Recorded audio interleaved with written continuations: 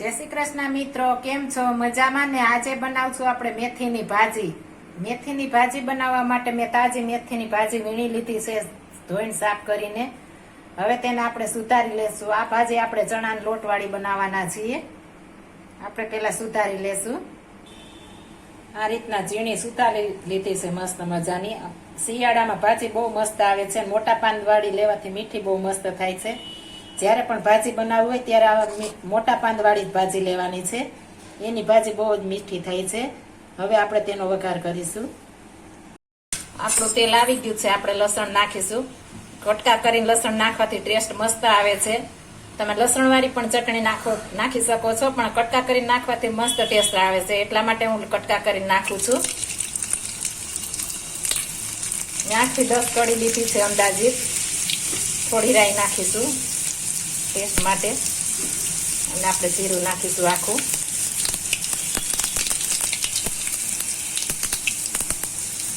આપણે એકદમ લાલ કલરનું લસણ થવા દેવાનું છે, ત્યાર પછી આપણે ઉમેરવાની છે ભાજી. હવે આપણે ઉમેરી દઈશું.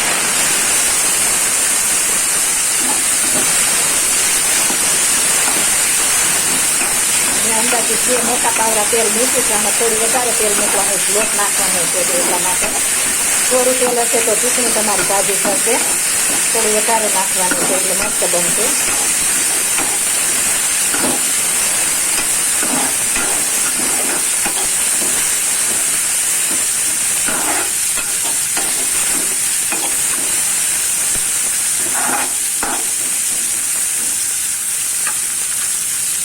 થોડી આપણે હળદર ઉમેરીશું.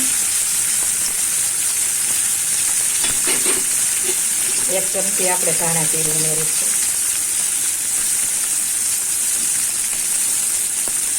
1 ચમચી આપણે ચટણી ઉમેરીશું. આ બધું આપણે મિક્સ કરી દઈશું આ રીતના. આ રીતના ભાજી બનાવવાથી બહુ મસ્ત ટેસ્ટ આવે છે. એકવાર તમે જરૂર ટ્રાય મારજો.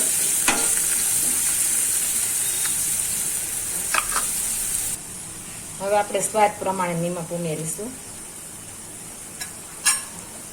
ત્યાર પછી હું 1 ચમચી ખાંડ નાખું છું. ખાંડ નાખવાથી ટેસ્ટ મસ્ત આવે છે. તમે સ્ક્રીપ પણ કરી શકો છો.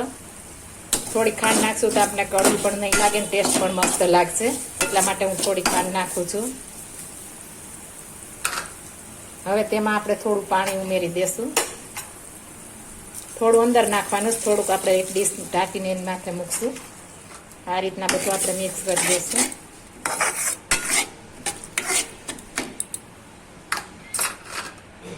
હવે આપણે એક ડીશ ઢાંકી દઈશું આ રીતના. હવે તેમાં આપણે થોડું પાણી નાખીશું. આ પાણી પછી પાછું આપણે અંદર મિક્સ કરી દેવાનું.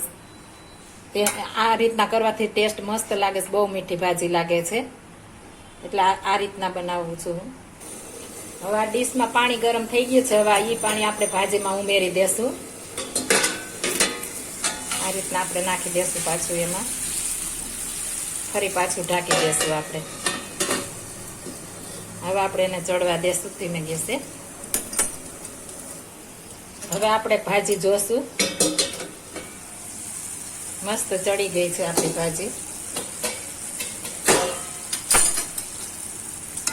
આટલું પાણી આપણે રેવા દેવાનું છે. આપણે ચણાનો લોટ નાખશું, બધું ચૂસી જશે એટલા માટે. મસ્ત ભાજી થઈ ગઈ છે. હવે ચડી ગઈ છે. હવે એમાં આપણે ચણાનો લોટ ઉમેરી દેશું. આ ભાજી તમે 4 થી 5 મિનિટમાં ફટાફટ બની જાય છે. તમારે ટાઈમ ન હોય, કોઈ પણ શાક બનવાની વાર લાગે એમ હોય તો આ તમે ફટાફટ બનાવી શકો છો. 4 થી 5 મિનિટમાં ફટાફટ બની જાય છે. હવે આપણે લોટ વેરી દેશું એમાં આ રીતના.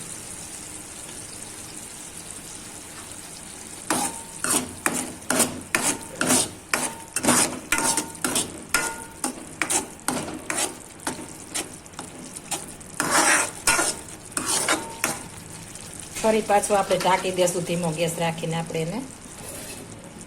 એટલે ચણાનો લોટ ચડી જાય, મસ્ત બફાઈ જાય. હવે આપણે ખોલીને તપાસશું બની ગઈ કે નહીં. મસ્ત બની ગઈ છે ભાજી. આ રીતના આપણે ધીમે ગેસે ઢાંકીને રાખશું એટલે બહુ મસ્ત બની જશે. બહુ સરસ બની ગઈ છે. હવે આપણે તેને એક વાસણમાં કાઢી લઈશું.